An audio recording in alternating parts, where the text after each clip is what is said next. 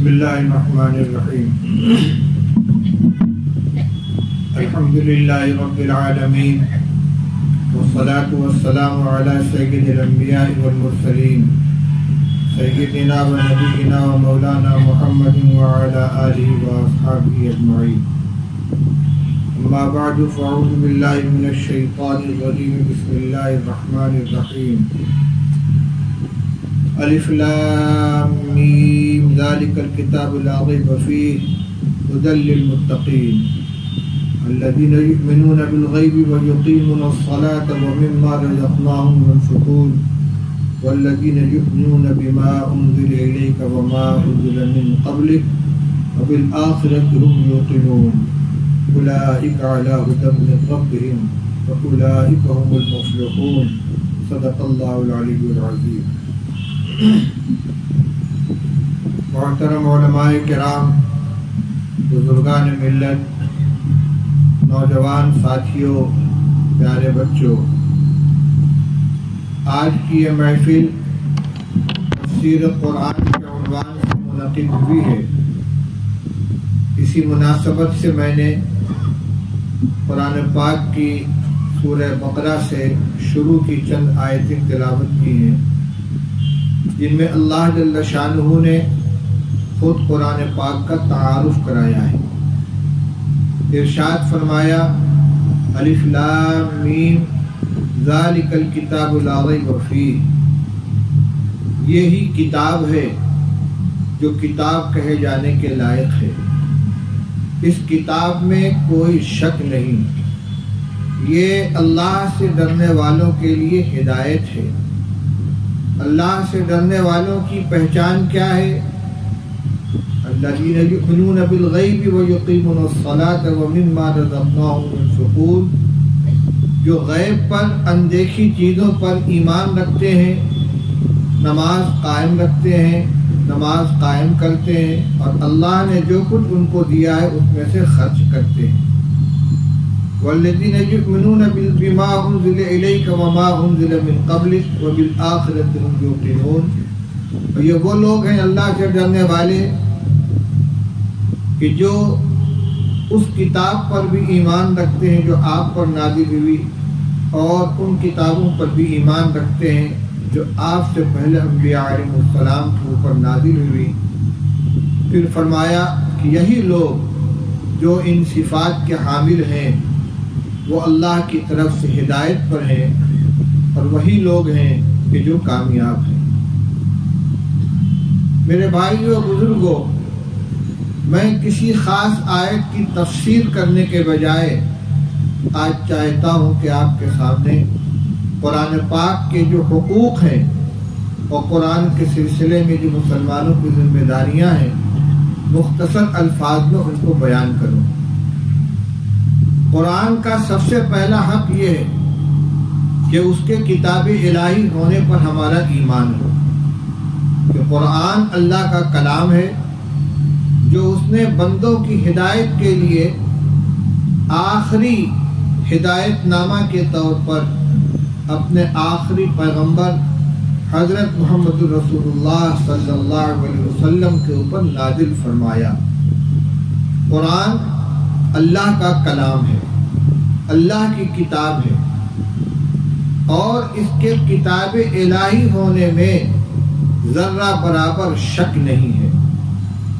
جب قرآن پاک نازل ہو رہا تھا تو یہود مدینہ اور مشرکین مکہ قرآن کی تاثیر سے پریشان ہو کر اور رسول اللہ صلی اللہ علیہ وسلم کی طرف سے لوگوں کو بدگمان کرنے کے لیے یہ کہتے تھے انما یعلمہ بشر، ان کو تو یہ قرآن کوئی انسان سکھاتا ہے۔ اللہ تعالیٰ نے قرآن پاک میں جگہ جگہ چیلنج فرمایا، قل ان کنتم فی ریب مما نزلنا علی عبدنا فاتوا بسورۃ من مثلہ وادعوا شہداءکم من دون اللہ ان کنتم صادقین، کہ اگر تم کو اس کتاب کے بارے میں ذرہ برابر بھی شک ہے جو ہم نے اپنے نبی کے اوپر نازل فرمائی ہے، تو اس جیسی ایک صورت یا قرآن کا ایک ٹکڑا بنا کر لے آؤ اور تمہارے جتنے مددگار ہو سکتے ہیں ان سب کو بلا لو، سب مل کر کوشش کر لو۔ اگر تم اپنے اس دعوے میں سچے ہو کہ یہ انسان کا کلام ہے تو اس جیسا کلام تم بھی بنا سکتے ہو، سب مل کر بنا سکتے ہو۔ لیکن آگے فَإِن لَمْ تَفْعَلُوا وَلَن تَفْعَلُوا فَاتَّقُوا النَّارَ الَّتِي وَقُودُهَا النَّاسُ وَالْحِجَارَةُ، فرمایا کہ اگر تم ایسا نہ کر سکے، اور ہم چیلنج کرتے ہیں کہ تم ہرگز ایسا کر نہیں سکتے، قرآن جیسی ایک آیت بھی بنا نہیں سکتے، تو اس آگ سے ڈرو، فَاتَّقُوا النَّارَ الَّتِي أُعِدَّتْ لِلْكَافِرِينَ، جو آگ کافروں کے لیے تیار کی گئی ہے۔ اللہ نے جگہ جگہ چیلنج فرمایا، کئی آیتوں کے اندر یہ مضمون بیان کیا گیا۔ تو قرآن کے بارے میں سب سے پہلا حق یہ ہے کہ اس کے کتاب الہی، کلام الہی ہونے کے اوپر دل کی گہرائی سے ایمان رکھا جائے اور کسی درجے میں بھی اس میں کوئی تردد اور شک نہ ہو۔ آپ جس ماحول میں رہ رہے ہیں، علماء کی صحبت ہے، مدارس کی سرپرستی ہے، آپ سوچیں گے کہ ہم سے یہ بات کیوں کہی جا رہی ہے، لیکن میرے بھائیوں، آج اسلام دشمن طاقتیں قرآن پاک کے سلسلے میں اہل ایمان کے دلوں میں شک و شبہ پیدا کرنے کی مسلسل کوششیں کر رہی ہیں۔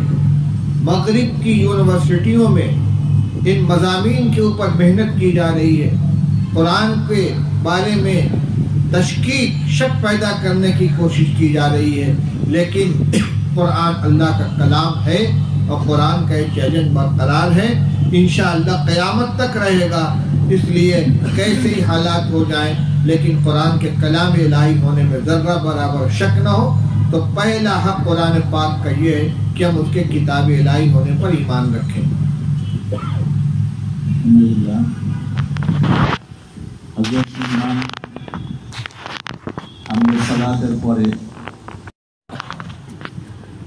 قرآن پاک کا جو یہ حق ہے کہ ہم اس پر ایمان رکھیں، دل کی گہرائی سے ایمان لے آئیں، اسی سلسلے میں دو باتیں اور۔ ایک یہ کہ اللہ تعالیٰ نے قرآن پاک میں جن چیزوں کو حرام قرار دیا ہے ان کو حرام جانے، جن چیزوں کو حلال قرار دیا ہے ان کو حلال جانے۔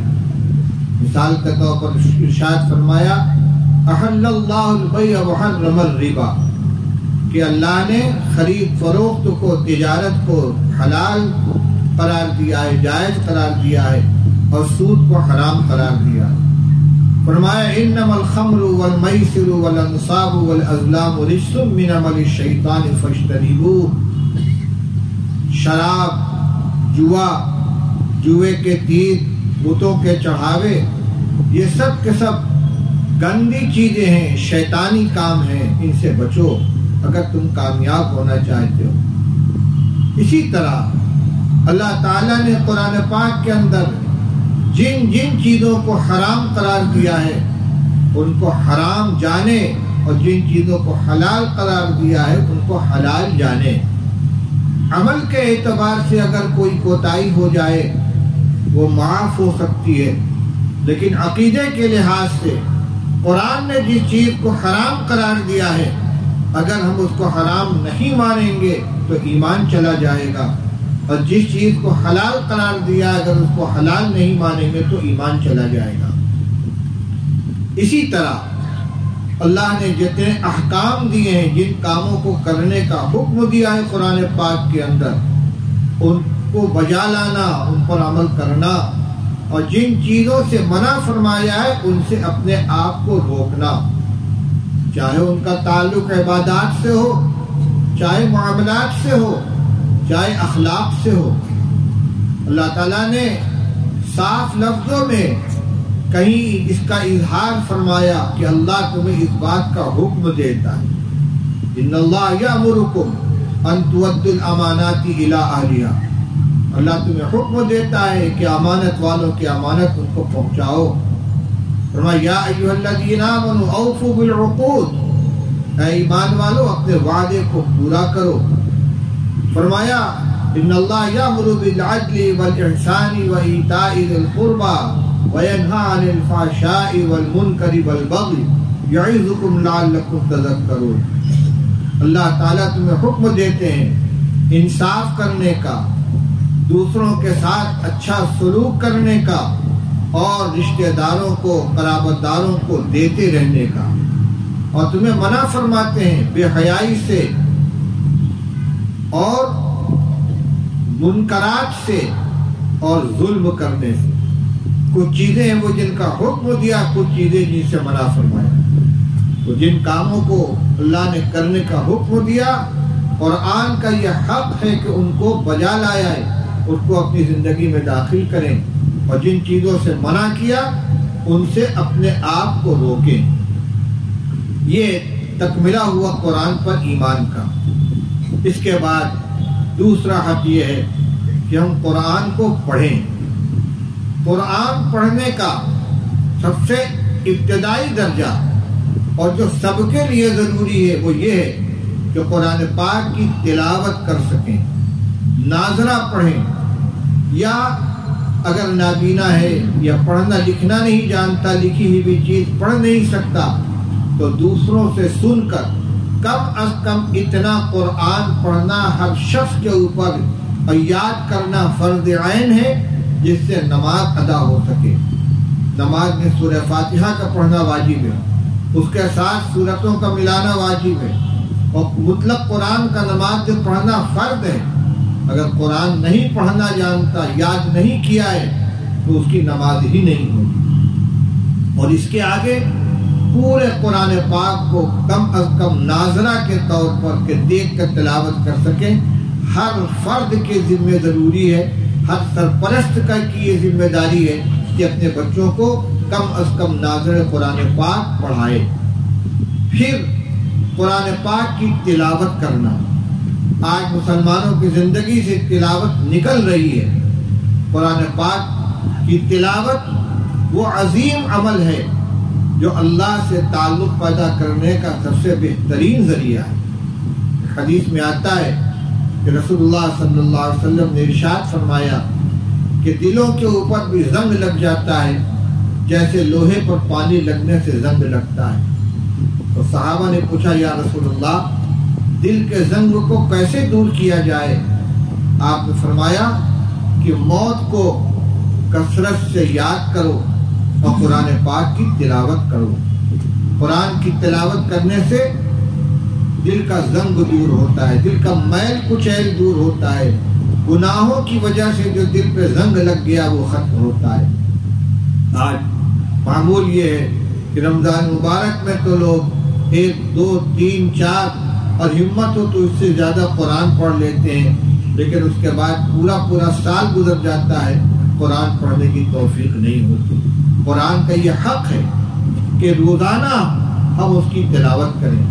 ہمارے اکابر تو یہ کہتے ہیں کہ حافظ قرآن کو 3 پارہ یومیہ پڑھنا چاہیے، اور غیر حافظ کو 1 پارہ کم سے کم تلاوت کرنا چاہیے، چاہے دیکھ کر، جو غیر حافظ ہے تو دیکھ کر پڑھے گا، حافظ ہے تو چاہے تلاوت کرے زبانی اور چاہے قرآن پاک کو دیکھ کر۔ اسی طرح خاص صورتوں کی خاص فضیلتیں ہیں، ان کی تلاوت کا بھی اہتمام کرنا چاہیے۔ مثلا صبح کو سورہ یاسین ہے، رات کو سورہ تبارک الذی، سورہ دخان، سورہ واقعہ، جمعہ کے دن سورہ کہف کر کے تو دیکھیں۔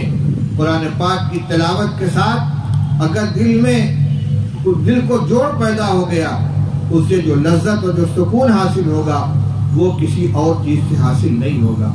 میں مختصر طور پر اپنی بات مکمل کرنا چاہتا ہوں۔ آخری بات یہ ہے کہ قرآن میں اللہ نے ہم سے کیا فرمایا ہے، اس کو ہم جاننے کی کوشش کریں۔ اس کے کئی ذریعے ہیں۔ سب سے اعلیٰ بات تو یہ ہے کہ علم دین حاصل کریں، عالم بنیں، قرآن پاک کا ترجمہ پڑھنے کی اور سمجھنے کی صلاحیت پیدا کریں۔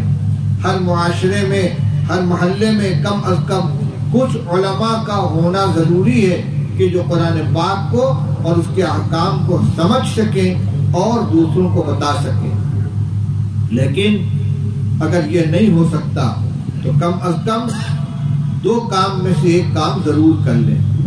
ایک تو یہ کہ علماء کرام جو مسجدوں میں تفسیر و قرآن کا حلقہ لگاتے ہیں، ماہانہ، روزانہ، ہفتہ واری جو بھی ہو، وقت فارغ کر کے اس کے اندر شریک ہوں اور قرآن کے مضمون کو، اس کے مفہوم کو جاننے کی کوشش کریں کہ اللہ نے جو کتاب ہماری ہدایت کے لیے نازل فرمائی ہے، اللہ ہم سے کیا فرما رہا ہے، کس چیز کا حکم دے رہا ہے۔ اس میں انبیاء علیہ السلام کے واقعات ہیں، پچھلی امتوں کے واقعات ہیں، عبرت اور نصیحت کی باتیں ہیں۔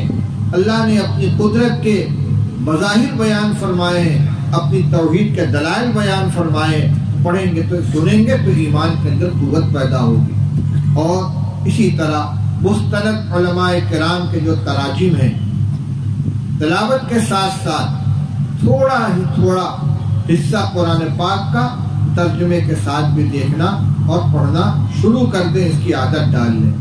حضرت مولانا اشرف علی صاحب تھانوی رحمۃ اللہ علیہ کے بیان القرآن ہے، مولانا مفتی محمد شفیع صاحب کا معارف القرآن ہے، حضرت شیخ الہند رحمۃ اللہ علیہ کا ترجمہ اور اس کے اوپر مولانا شبیر احمد صاحب کا حاشیہ ہے، مولانا عاشق الہی صاحب برنی رحمۃ اللہ علیہ کے اضواء البیان ہے۔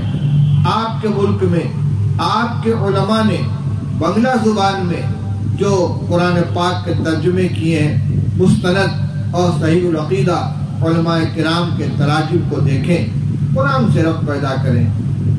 آخری بات یہ ہے کہ اپنے بچوں کو جو آپ تعلیم دلاتے ہیں، جو بھی آپ پڑھائیں، لیکن بنیادی دینی تعلیم دلانا ہر سرپرست کی ذمہ داری ہے کہ اپنے کسی بچی اور بچے کو دینی تعلیم سے محروم نہ رکھیں، تاکہ ان کا عقیدہ درست ہو، ان کا ایمان درست ہو، اور اسی کے ساتھ ساتھ ان کو قرآن پاک پڑھنا سکھائیں۔ اللہ تعالی ہم سب کو عمل کرنے کی توفیق عطا فرمائے۔ جو میں نے اختصار کے ساتھ کچھ باتیں عرض کی ہیں، اور اگر آپ ان کو ذہن نشین رکھیں گے تو ان سے آپ کو روشنی ملے گی۔ وآخر دعوانا الحمدللہ رب العالمین۔ فرینڈز کلب کی طرف سے جو یہ اجتماع کیا گیا ہے، بہت مبارک کام ہے۔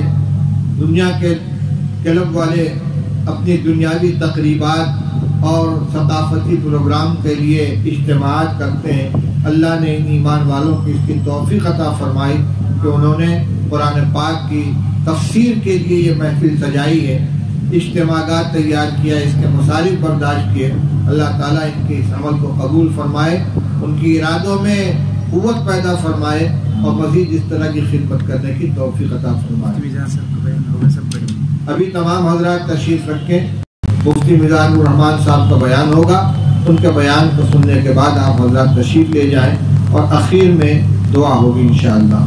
وآخر دعوانا الحمدللہ رب العالمین۔